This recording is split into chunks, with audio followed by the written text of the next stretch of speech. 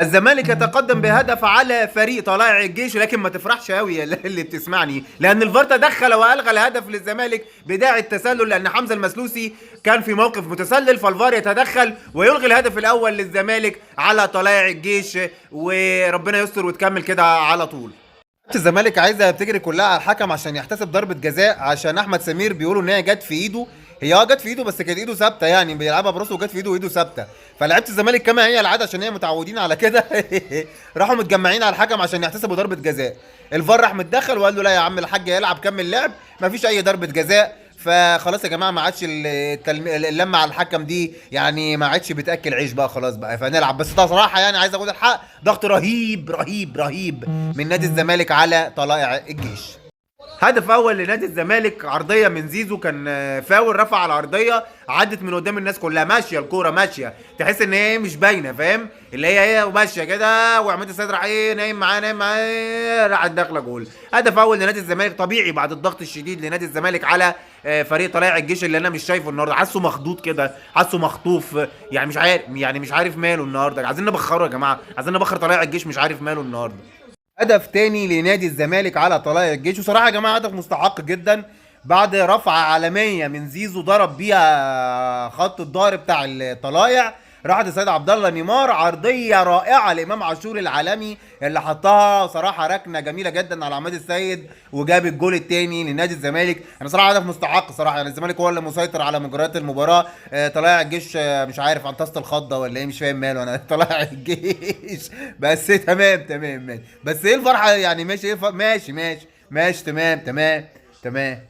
ضربة جزاء ضائعة يضيعها أحمد سيد زيزو، تضيع على نادي الزمالك، ويضيعها مين؟ مسدد ضربات الجزاء الأول في مصر، تألق فيها عماد السيد حارس طلائع الجيش.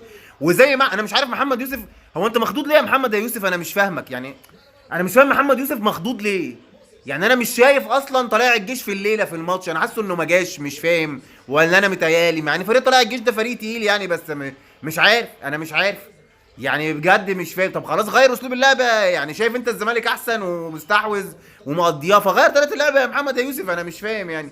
بس صراحه الزمالك يستاهل يعني، عشان برضو كلمه الحق تتقال، يعني انتوا عارفيني حقاني.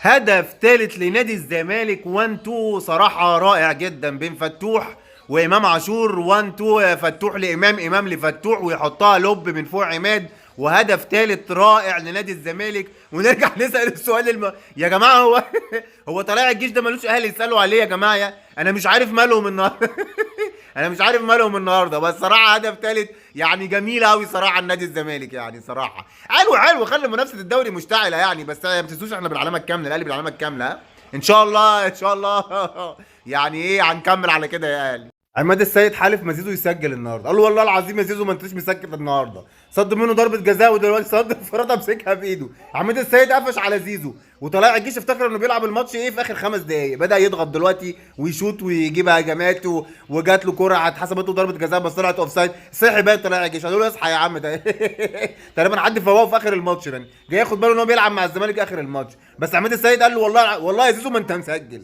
ده انت حلف جميع الايمان يا زيزو ما انتش مسجل النهارده يا زيزو. يوسف اسامه يجيب الهدف الرابع بعد ما زيزو ضيع الانفراده، وجاب هدف مارادوني صراحه، هدف مارادوني، بص رقص الفريق كله، يعني هو كان ناقص يرقص في الفريق بتاع طلائع الجيش وفريق الزمالك ويرقص نفسه، وجابها جول صراحه، يعني صراحه بجد يوسف اسامه جاب جول عالمي يا جماعه، كلمه الحق لازم تتقال صراحه يعني. بس يعني جاب كوره، بص ماشي بيها، بص ماشي بيها من نص الملعب، ماشي ماشي لوحده، بص لوحده، يلا يا جماعه مفيش حد، يلا هات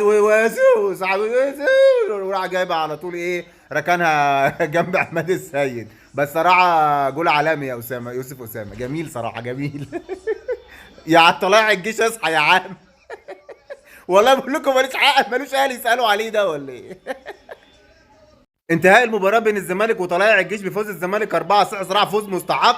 بس انا تعليق على المباراة صراحة، انا حاسس ان محمد يوسف مثلا ايه، مش عارف يعني، انا مش عارف هو ايه اللي هيحصل، هل هو مثلا هيقولوه من طلائع الجيش، ولا هو يمكن يسجنوه مثلا، يمكن يتسجن مع محمد يوسف بعد الماتش اللي هو عمله ده، انا مش فاهم هما كانوا بيفكروا ازاي يعني، بس ماشي ماشي يعني. محمد يوسف مش عارف ما هو مصير محمد يوسف يا جماعه، بعد تعليقاتكم في الكومنتات، ما هو مصير محمد يوسف يا جماعه بعد المباراه اللي هو عملها قدام الزمالك دي